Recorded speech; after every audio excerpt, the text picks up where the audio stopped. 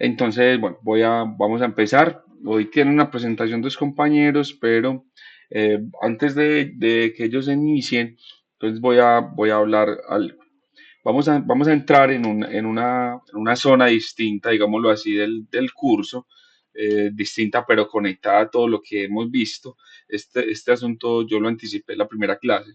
Estas primeras clases son clases más conceptuales, más de mirar la estructura de la argumentación, ¿cierto? Como cuáles son sus componentes, qué es un argumento, cómo se compone, cuáles son de alguna manera, sus posibles clasificaciones. Y ya vamos a entrar a la segunda fase del curso. ¿Cuál es la segunda fase del curso? Digamos que el objetivo, la tarea grande, gigante, va a ser que ustedes construyan un texto que puede ser un texto argumentativo o que puede ser un texto ensayístico, es decir, un ensayo. Eso es una tarea titánica, es una tarea que puedo decir con toda la franqueza que es compleja, que requiere de muchas aristas, de muchas teorías que están vinculadas a la construcción de un texto. Escribir bien es un asunto complejo, delicado, para el que requiere uno, pues, digamos, de una formación importante, ¿cierto? Entonces, lo primero que quiero decir es que todas estas clases que vamos a ver de aquí para adelante, más o menos sí también unos 20 días, un mes. Son clases que todas están emparentadas y dirigidas a ese ejercicio, digámoslo así, a ese objetivo. El objetivo es que usted esté en la capacidad de construir un buen texto argumentativo, un buen ejercicio ensayístico si es posible. ¿Por qué hago la diferencia?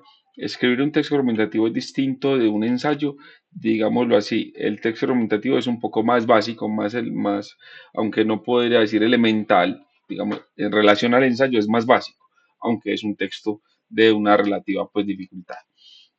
El ensayo es un texto ya un poco más complejo, más elaborado, requiere pues de una cantidad de situaciones que espero pues que con el tiempo ustedes vayan como acercándose, porque también es importante decir que se requiere de práctica, de empezar a escribir, de hacer ejercicios de ese tipo. Entonces, quiero ser como enfático con eso, que vamos a una tarea, espero corregir ciertos elementos, porque esta semana en un curso, por ejemplo, yo estaba en un curso presencial en la universidad, aquí en el Poli, en el Poblado, y llegan unos estudiantes, profe, es que en una materia nos pusieron a hacer un ensayo. Ah, ¿y cuáles son los criterios del ensayo? No, profe, que diéramos nuestra opinión, que viéramos esta conferencia y diéramos nuestra opinión de lo que nos pareció más importante. Entonces, y eso me ha pasado muchas veces, y a mí no me gusta hablar pues de los colegas, pero en general creo que el concepto de ensayo es un concepto como muy, muy manoseado, como que todo el mundo dice haga un ensayo, pero finalmente cuando uno empieza a pensar y analizar ya con profundidad, con teoría, qué es un ensayo, y mucha gente se queda como que, bueno, no, yo creo que un ensayo es como dar la opinión, y en general puede que en un ensayo existan elementos subjetivos que lleguen a la opinión, pero no es el énfasis, no es la intencionalidad, pues como tal del ejercicio, ¿cierto? Entonces vamos a ir eh, como acercándonos desde diversos elementos, porque lo dije ahorita y lo repito, escribir bien, el arte de escribir como tal es un arte complejo, eh, que requiere de una serie de teorías, una serie de conceptualizaciones y de herramientas, ¿cierto? Que a veces, digamos, carecemos, y la idea es que como que acá recojamos algunas, no vamos a poder abordarlas todas, pero por la misma extensión del curso, pues es solamente una hora a la semana, y no tenemos pues y no es un curso de escritura ensayística, es un curso de habilidades comunicativas dentro de los cuales uno de esos núcleos, ¿cierto? Recordemos que este curso tiene tres núcleos. La primera parte era esta parte de la conceptualización sobre la argumentación y la lógica. La segunda parte tiene que ver con la construcción de ensayos, la escritura de ensayos, y la tercera parte tiene que ver con una parte de oralidad expositiva, ¿cierto? Que digamos que también puede estar emparentada con esto. Pero entonces retomo. Vamos a empezar unas clases, unos elementos, las exposiciones de los compañeros van a estar ahí, y evidentemente pues como mi presentación después de la de ellos es reforzar un poco estas ideas y estas nociones, y empezar pues como a abordar las herramientas y las conceptualizaciones que necesitamos para eso. Listo, entonces vamos a darle la palabra a los compañeros. Tengo por aquí, ay, no, madre, mira, con razón esta chica me dijo que estaba, Laura Juliana Mercado está, no está. Jorge Luis Valencia, Yo, profe. espérame Jorge, andate alistando ahí, yo miro una cosa aquí, entonces que con razón esta chica me escribió.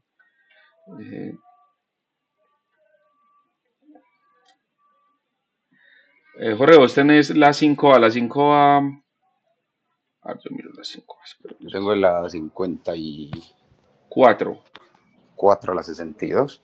Y al correo le envié una infografía, profe, para ver si me la proyecta y me da el favor. Ok, listo, vamos a mirar entonces. Pero entonces, entonces espéreme Jorge, porque yo voy a hacer la presentación de, bueno, por lo menos la parte que le correspondía a esta chica Laura, porque ella está en otra situación. Espérame un segundito por aquí.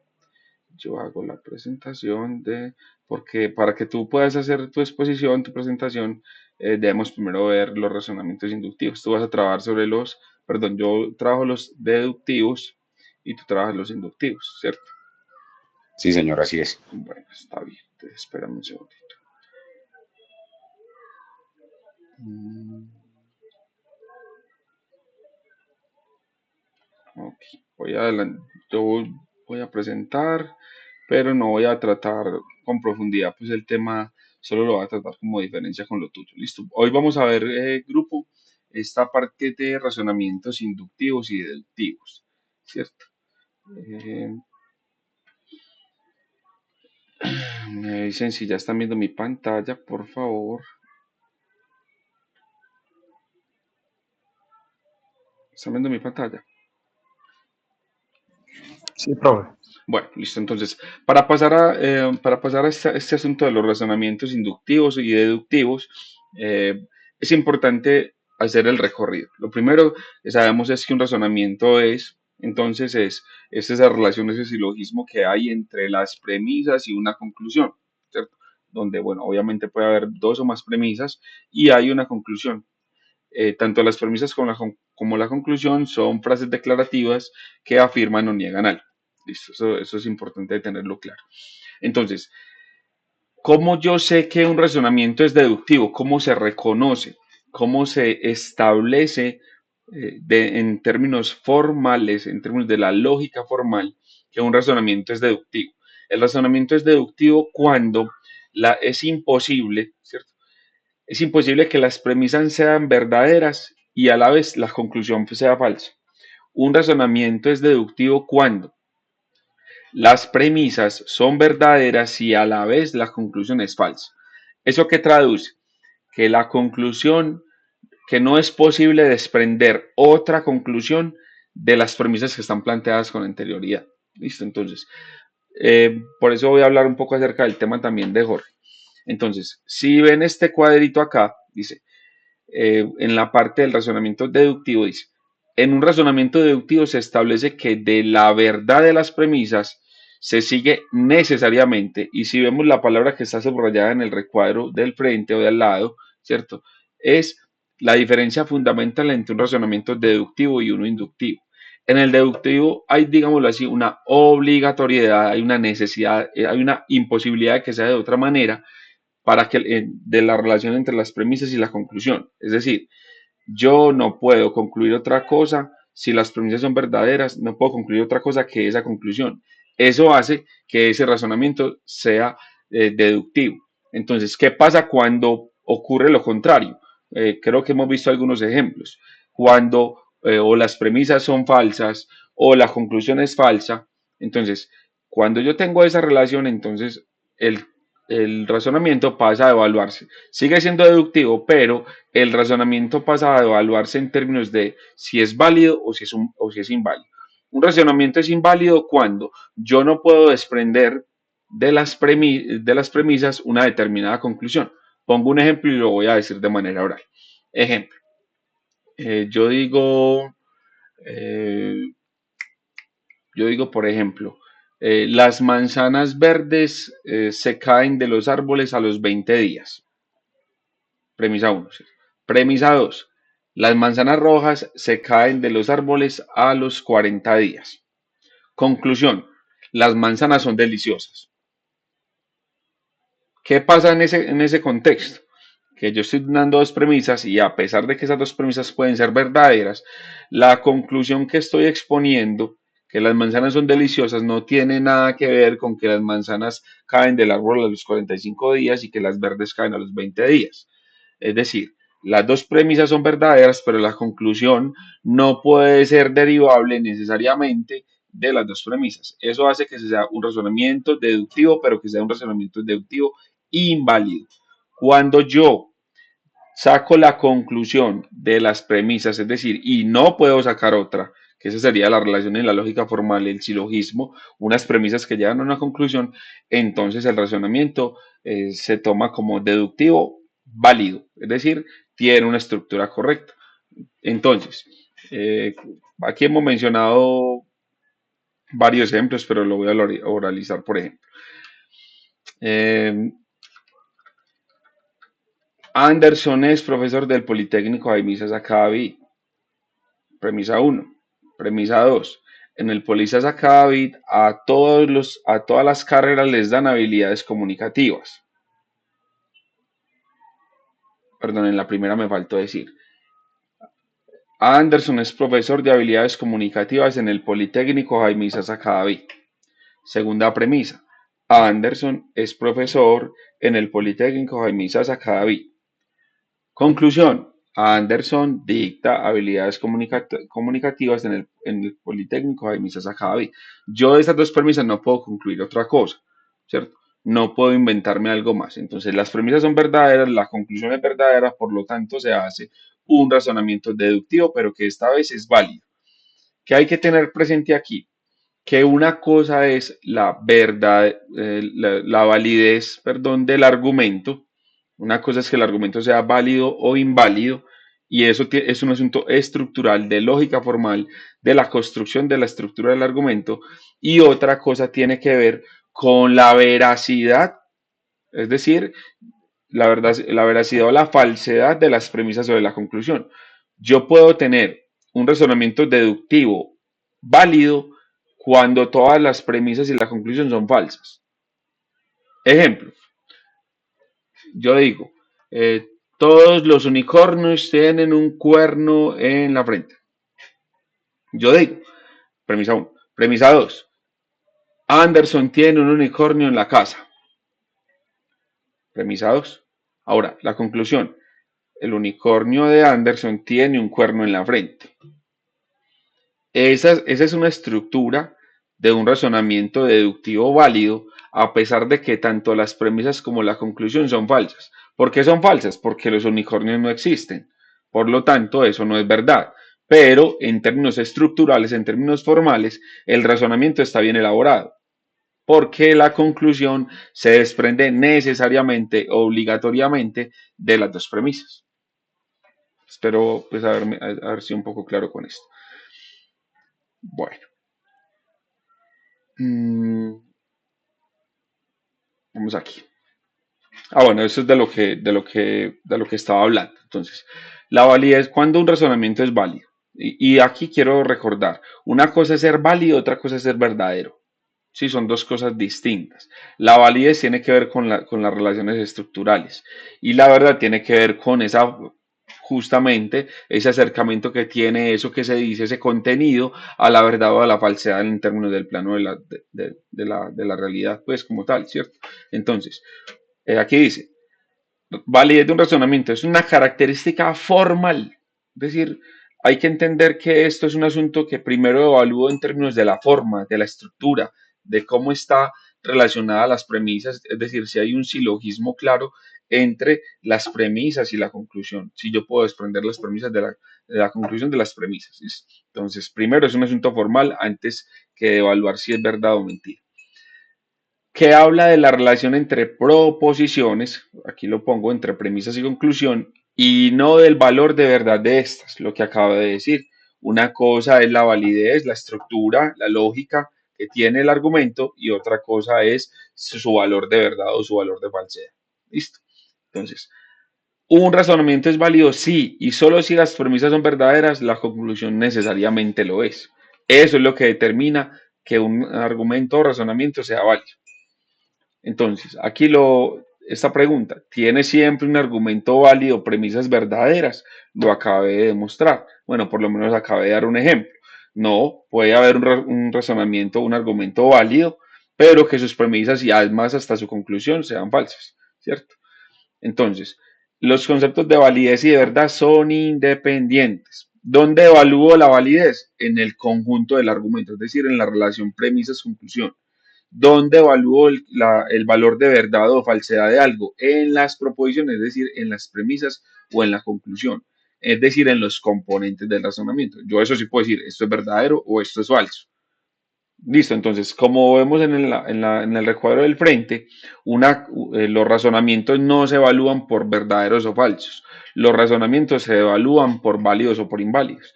Y lo mismo pasa con las proposiciones. Las proposiciones no se evalúan en relación a si son válidas o inválidas. Las proposiciones se evalúan en si son verdaderas o si son falsas. Listo. Bueno, aquí mire lo que les estaba contando, es decir, la relación y la diferencia entre la verdad y la validez, ¿cierto? Entonces, yo puedo encontrar argumentos válidos con estas combinaciones: premisas verdaderas, conclusión verdadera; premisa falsa, conclusión falsa; premisa falsa, conclusión verdadera. Es decir, toda una cantidad de combinaciones, que es lo único que no puede haber en un argumento, en un razonamiento de este tipo, pues, de razonamiento válido. No los hay si las premisas son verdaderas y la conclusión es falsa. Esa es la única que no puede haber, porque para ser válidos tiene que ser con las premisas verdaderas y la conclusión verdadera. Bueno, ejemplo, entonces, vamos a pasar paso a un elemento importante, y es el asunto de las premisas implícitas. Muchas veces hay elementos en la lengua, tanto oral como escrita, que plantean elementos implícitos. ¿Qué es lo implícito? Lo implícito es aquello que está sobreentendido, que está, digámoslo así, escondido, pero está ahí presente, que se sobreentiende por el contexto oracional. Entonces, eh, en algunos discursos, sobre todo ahora que estamos tan en boga de las redes sociales, muchas veces lo que se nos presenta es una conclusión. La tarea de una persona analítica del discurso es poder identificar cuáles son las premisas que pueden llevar a esa expresión, porque ahí es donde uno se puede dar cuenta si ese razonamiento es un razonamiento inválido o si es un razonamiento válido. Listo. Y si además tiene premisas verdaderas o no. Entonces, a veces, ¿qué pasa? Repito, muchas veces en el discurso coloquial, en el discurso popular y en redes sociales en general, lo que se nos presenta es, digámoslo así, una parte del razonamiento. Si entendemos que la estructura del razonamiento es unas premisas que llevan a una conclusión, a veces se nos presenta es netamente la conclusión, sin decirnos cuáles son las premisas que pueden llevar a esa conclusión. Entonces, a eso se le conoce como una premisa implícita, como aquello que no está dicho. Por ejemplo, vamos a leer el punto número 1, donde dice: Felipe le puso cachos a su novia. En efecto, es hombre. Cuando yo leo eso así, de esa manera, yo debo saber que en esa oración, en eso que está entre comillas, hay una proposición, una frase declarativa que no está dicha, pero que está sobreentendida. Si la empiezo a desglosar en la relación premisa-premisa que lleva a una conclusión, entonces, ¿cuál es la premisa uno? ¿Cuál es la premisa 2? ¿Y cuál es la conclusión? ¿Qué dirían ustedes? ¿Qué piensan ustedes frente a este asunto?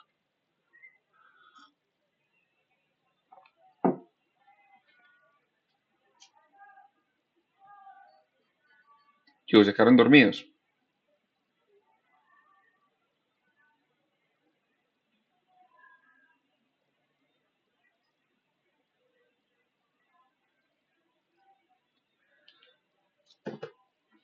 Ay, Jesús bendito, muchachos. Bueno, voy a continuar entonces.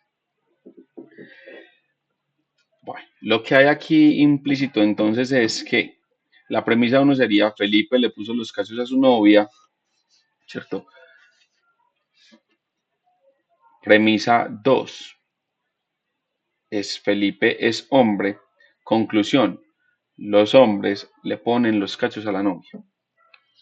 Lo mismo abajo, ningún mamífero tiene branquias, de manera que no hay perros con branquias. ¿Por qué? Porque el perro, ¿qué pasa con el perro? Entonces hay que establecer cuál es la conexión que hay ahí. Si ningún mamífero tiene branquias,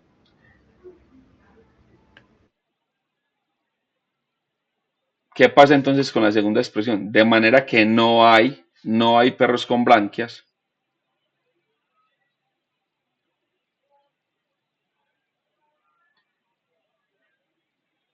porque dos perros son mamíferos. Listo, bueno, vamos a continuar. Bueno, y voy a hablar de esto un poco. Hay expresiones, y vamos a hablar sobre todo de conectores lógicos, cuando yo puedo identificar, puedo conectar la relación que se establece entre las premisas, entre ellas mismas y la conclusión, tiene que ver con ciertas expresiones, ciertas palabras, muchas veces son conectores lógicos, son preposiciones, perdón, ¿cierto? Que me sirven a mí para saber cómo conecto una proposición con otra y así poder establecer cuál de ellas es la conclusión. En este caso, tenemos varias. Listo. La idea es que ustedes en este momento hagan el ejercicio. Vamos a clasificar de acuerdo a lo siguiente. Hay unas palabras que se llaman indicadores de premisa. Hay otras que se llaman indicadores de conclusión y hay otras que aquí vamos a clasificar como no indicadores. ¿Por qué no indicadores? Porque no me llevan a dar lugar en términos del discurso a que lo que se viene es una premisa. Ejemplo, si yo tengo la expresión por lo tanto, es un indicador de conclusión en la medida en que hace un cotejo de las premisas que acabé de mencionar, bueno, o que se mencionan anteriormente, y se dirige a hacer una conclusión sobre esas premisas. Si yo digo, hoy hizo sol todo el día, ayer hizo sol todo el día, por lo tanto, estoy quemado. Ese, por lo tanto, es el indicador de que lo que sigue, que estoy quemado, es la conclusión de que hoy hizo mucho sol y de que ayer también hizo mucho sol. ¿Listo? Entonces, hay unas expresiones que sirven entonces para saber cuándo lo que sigue es un indicador de premisa y cuándo lo que sigue es un indicador de conclusión.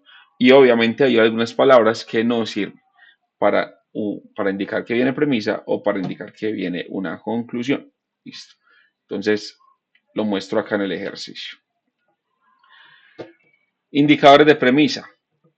El porque, el pues, en efecto, el ya que, ¿cierto? Abajo hay unos con asterisco porque de acuerdo a la forma en la que esté organizada la expresión o el silogismo o el razonamiento, entonces puede no indicar ni premisa ni conclusión o puede indicar una conclusión. Eso hay que tenerlo ahí presente. Entonces les hago el ejercicio. Listo. Vamos por aquí. Ah, bueno, ya. Creo que Jorge ya puede seguir con su ejercicio de presentación porque Jorge ya nos va a presentar eh, su ejercicio de razonamientos inductivos.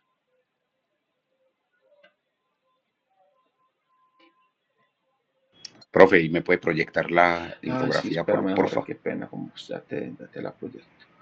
Espérame un segundito, Jorge.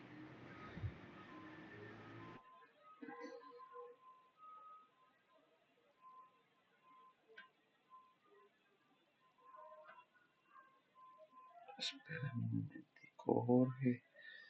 Te la presento por aquí.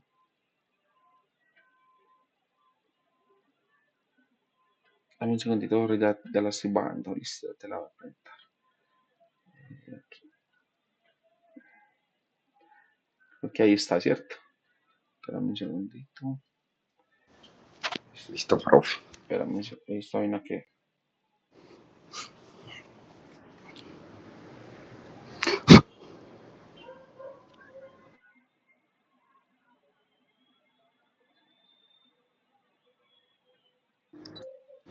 Listo, Ok, profe. está bien. Ok.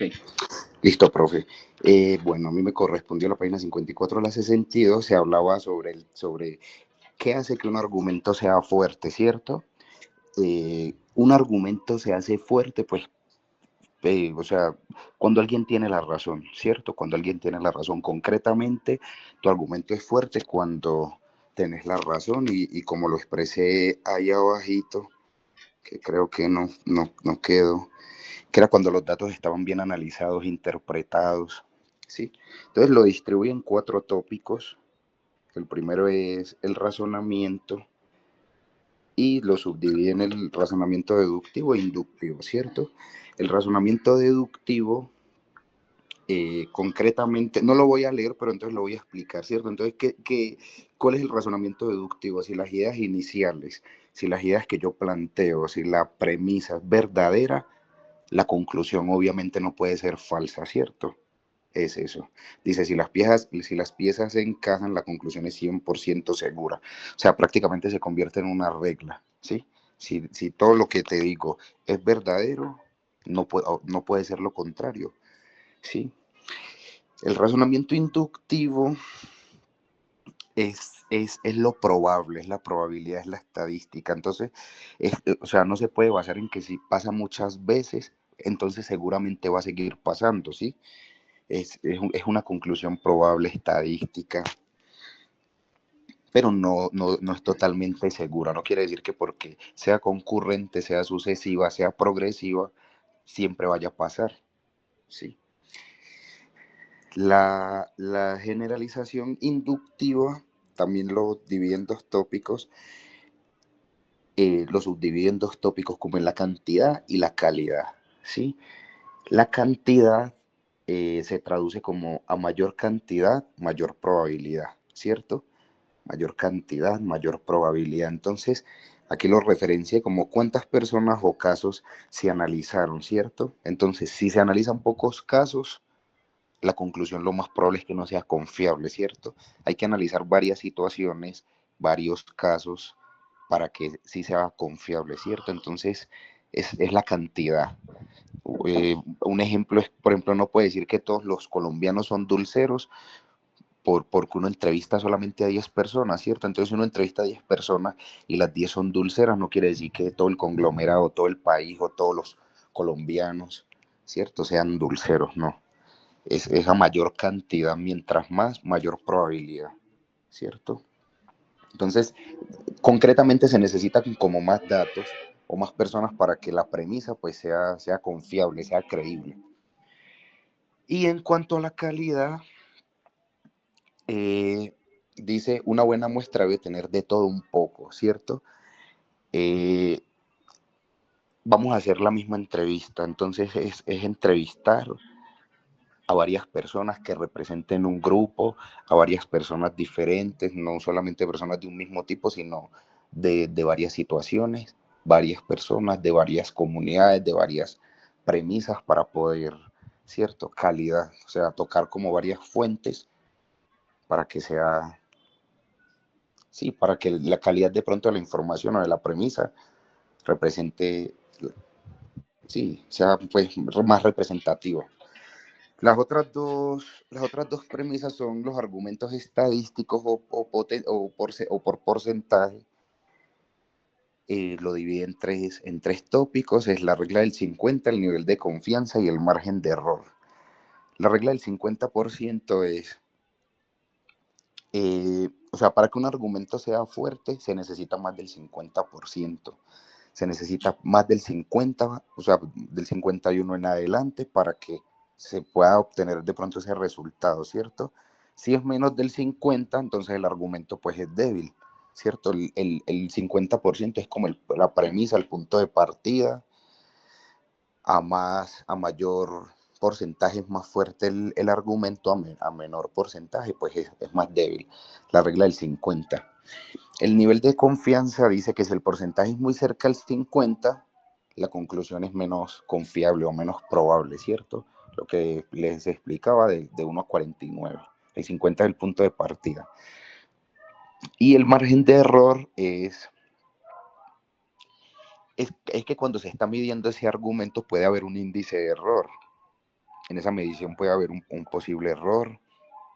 A mayor error, mayor es cierto, sí, es eso, se mide como el argumento, si es muy débil, si es muy fuerte, a mayor margen de error, mientras más error tenga, se va perdiendo el argumento, o sea, entra como un rango de incertidumbre, ¿sí? Y finalmente las falacias, que son las mentiras, las subdiví también en dos tópicos, que es la generalización apresurada y la muestra sesgada, ¿sí? La generación apresurada es sacar conclusiones a la ligera, concluir con poca evidencia, con poca corroboración, con poca interpretación, con poco análisis. Y la muestra sesgada es usar un grupo que no representa pues como la diversidad del total, ¿cierto? Es usar un argumento que no va sincronizado, no tiene nada que ver como con la premisa que estoy exponiendo. Entonces lo quise pues como hacer así, profe, sencillito. Jorge, una pregunta.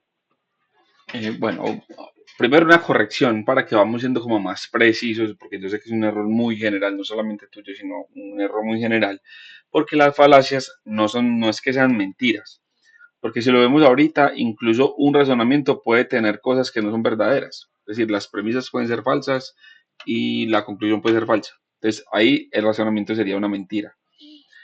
¿Cuál es digamos, el punto con las falacias? Que las falacias no es que sean una mentira, sino que son un engaño o un error en la argumentación.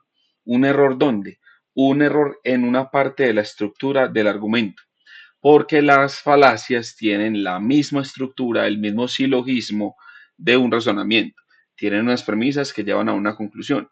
Solo que hay unos errores que vamos a intentar verlos en las primeras sesiones, en las siguientes sesiones, unos errores en el desarrollo de ese silogismo, de esa relación premisas-conclusión. Esa sería como la corrección.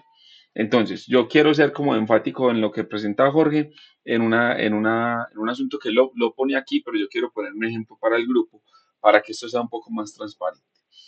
Y es el razonamiento inductivo. Aquí dice, la conclusión es probable, pero no totalmente segura. Eso es muy cierto. Esa es la diferencia entre el deductivo y el inductivo. Que el deductivo, como yo lo manifesté ahorita, yo no puedo sacar otra conclusión. Entonces, si las premisas son verdaderas, la conclusión necesariamente y obligatoriamente también lo va a hacer. Eso es lo que lo hace deductivo. Pero cuando yo tengo un razonamiento inductivo, ya es un asunto distinto porque esa probabilidad da que yo no puedo asegurar, como lo dice aquí, es la conclusión es 100% segura, sino que es probable, es posible, es factible. Por ejemplo, si yo digo, bueno, hoy es lunes y yo digo, el bus de mi casa pasó el martes a las 5:15. El bus de mi casa pasó el miércoles a las 5:15. El bus de mi casa pasó el jueves a las 5:15. El bus de mi casa pasó el viernes a las 5:15. Es posible que mañana martes, mire la expresión, ya porque los verbos empiezan a cambiar, ya no es asegurable, sino que es posible, es probable. Entonces, mire, la conclusión es posible que mañana el bus pase a las 5:15. Yo no puedo asegurar al 100% eso, puedo decir, si ya ha pasado tantas veces, entonces puedo decir que es muy posible que pase. Ahora, de ahí, en esa diferencia, era lo que explicabas, ¿cierto? La regla del 50 más uno, el nivel de confianza, el margen de error. Mientras yo esté más cercano a la totalidad, entonces mi argumento inductivo va a ser fuerte o va a ser débil, ¿sí? Si no tiene el 50 o si tiene menos del 50, pues entonces es débil. Y ahí es donde ese argumento pasa a ser una falacia. Las falacias en general también tienen esa resonancia con los prejuicios. Se chocó alguien en un carro y dice cualquier bárbaro, ah, mínimo es una mujer. Entonces, esa es una conclusión falaz. ¿Por qué es falaz? Porque si esa es la conclusión, está diciendo que las mujeres manejan mal y que la que iba manejando era una mujer, por ejemplo. Entonces, yo no puedo asegurar eso, ese es un error en la argumentación, ¿cierto? Entonces, las expresiones prejuiciadas en general tienen esa carga de falacia. ¿Por qué? Porque no tienen un sustento válido para poder afirmar lo que están afirmando. Lo vemos por ahí en redes sociales. Todas mienten o todos mienten o no se meta con una Laura que las Lauras son muy mentirosas. Bueno, o ese tipo de expresiones que son prejuiciadas porque están juzgando sin, eh, sin el nivel de confianza, sin el margen de error o sin el porcentaje estadístico determinado para eso. No tengo la mayoría simple, que es el 50 más uno, ¿cierto? O tengo una mayoría compuesta, que es ya del 75% hacia arriba, ¿cierto? Que digamos eso daría mucho más confiabilidad. No es lo mismo que yo diga, vea, de 10 personas que he entrevistado hoy, 9 me dijeron que sí. Entonces, puedo decir que la mayoría me dijo que sí, porque son 9 de 10. Pero si son 3 las que me dieron que sí, de 10 personas que entrevisté hoy, 3 me dieron que sí, no puedo afirmar que la mayoría me dijo que sí, porque no tengo la cantidad suficiente en términos del porcentaje de la muestra, ¿cierto? Entonces, eso es lo que sería una falacia, que yo tome una conclusión a partir de la evidencia o de una muestra que no es finalmente representativa para el asunto. ¿Listo? Esos serían como los dos aportes que tengo para vos, Jorge. Pues bien, esta Gracias, profe. presentacióncita. Ok, listo. Bueno, voy a dejar de presentar. Profe, qué pena. Lo que pasa es que jurídicamente, pues para nosotros una falacia es una mentira. Entonces yo digamos que me traje ese concepto, ¿cierto? Entonces, para nosotros cualquier artimaña, cualquier premisa que esté contaminada, que sea con mentiras, que sea para cambiar el contorno de cualquier situación, es una falacia, ¿cierto? Entonces digamos que yo partí como de eso. Jorge, sí, yo te entiendo, pero incluso en el discurso jurídico también aplica lo que te estoy diciendo. Mira, te voy a dar un ejemplo importante. Mm, a ver, ¿cómo te doy una? Una en derecho. Mm, Lo tenía en la cabeza y se me fue. Eh, por ejemplo, hay una falacia que se llama falacia ad hominem, ¿cierto? Que es una falacia que intenta evadir la respuesta del argumento, es decir, del mensaje de lo que me están diciendo, y ataco a la persona que me lo dice. Por ejemplo, se ve mucho en la política, incluso de nosotros. Aquí cualquier político sale, lo encuentran que se robó cualquier cosa, lo encuentran que hizo un delito, que estuvo aliado con un grupo criminal, bueno, cualquier cosa, que compró votos, que cualquier cosa. Y esa persona no sale a decir, por ejemplo, no, venga, yo no soy ladrón, o no, no, yo no me robé eso, venga, yo tengo las pruebas para demostrar. Lo que sale esa persona a decir es una falacia ad hominem porque sale a atacar a quien lo está investigando. Entonces, por ejemplo, sale esa persona y dice, eso es que la corte, supongamos, la corte está politizada.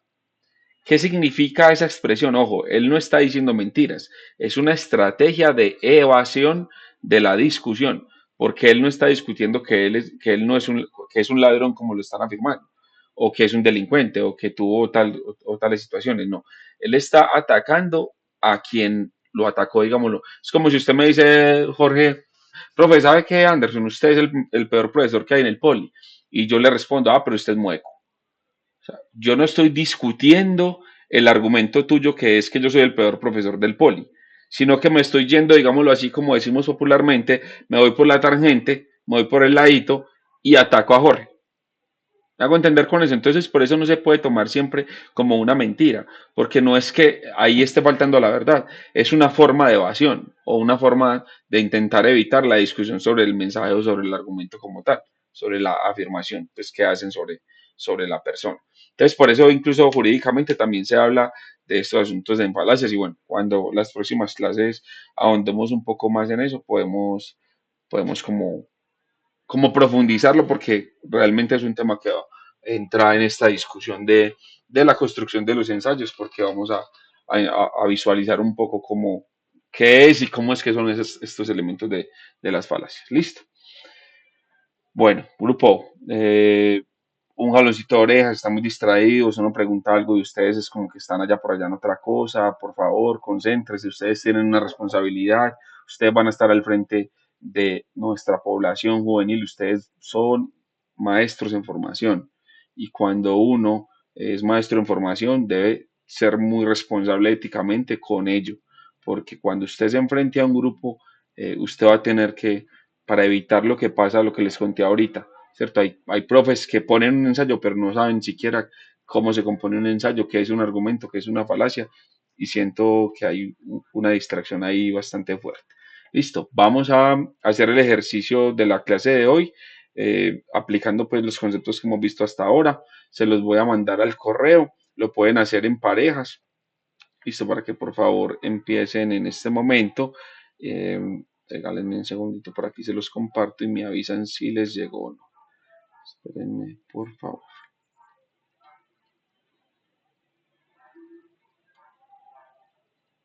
Ay, no, espérenme, yo tengo esta grabación.